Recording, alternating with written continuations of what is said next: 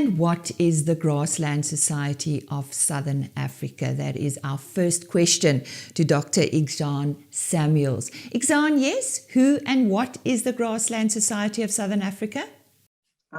Currently, the Grassland Society is an association between 300 to 400 members.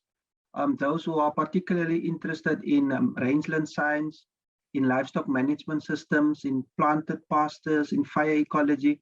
So a lot of the topics and issues related to rangelands. And just to give you some sort of more detailed information is that we are being referred to as the Grassland Society of Southern Africa because it was established in the grasslands, but we do rangelands related research, which means the grasslands is only one type of rangelands. And then we have savannas, we have the Nama Karoo, we have the succulent Karoo, we have thickets, so we have many different types of grazing systems, and grasslands is just only one of them. So that's just the background on what we do, and the membership.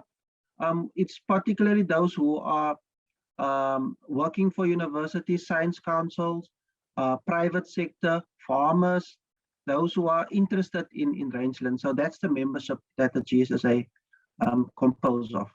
When, and more importantly, why did this society come to exist?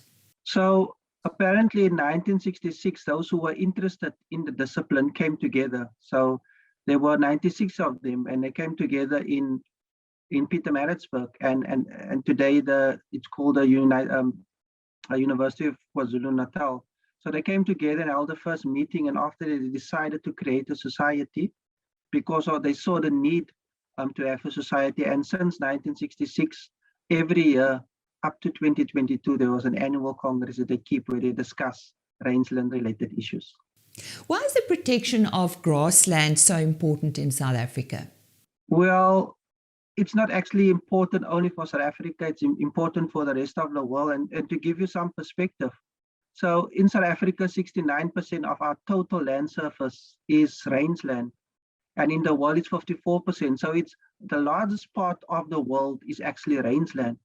Now, these rangelands, they give us what we call ecosystem services, and for people, for the livestock, for animals, and even for climate. And if I should make an example, is that animals get their food from the veld, from the rangeland.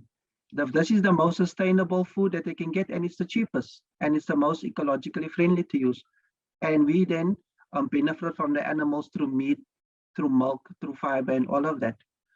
Another good example, how people in urban areas benefit from rangelands, because mountainous areas are also part of rangelands. And rangelands, these mountainous areas, are the water sources for the urban population. So if the rangelands aren't managed sustainably, we will have a water problem. So, and even in the sense of climate regulation worldwide, 30% of all the carbon in the world can be stored in rangelands. So we have a massive role to play in not only in the ecology, but in the lives of everyone basically in the planet. What is your mission? My mission, or the GSSA's mission, is to advance the knowledge on rangeland science and management, and also on planted pastures, given that we are living in a dynamic world. Things change all the time.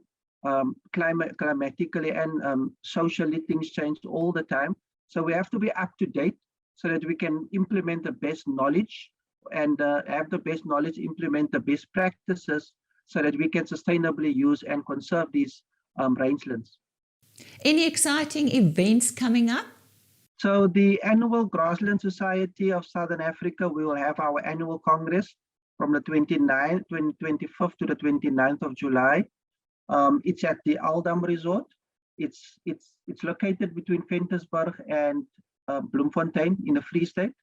And there we will have, for the entire week, we'll have presentations by many learned people, but also young scientists, because we see this Congress as an opportunity to develop young scientists as well. And a couple to that is we will even have a research skills workshop before the Congress for these young scientists, so that they could learn the necessary skills for order them to be successful in the discipline one day.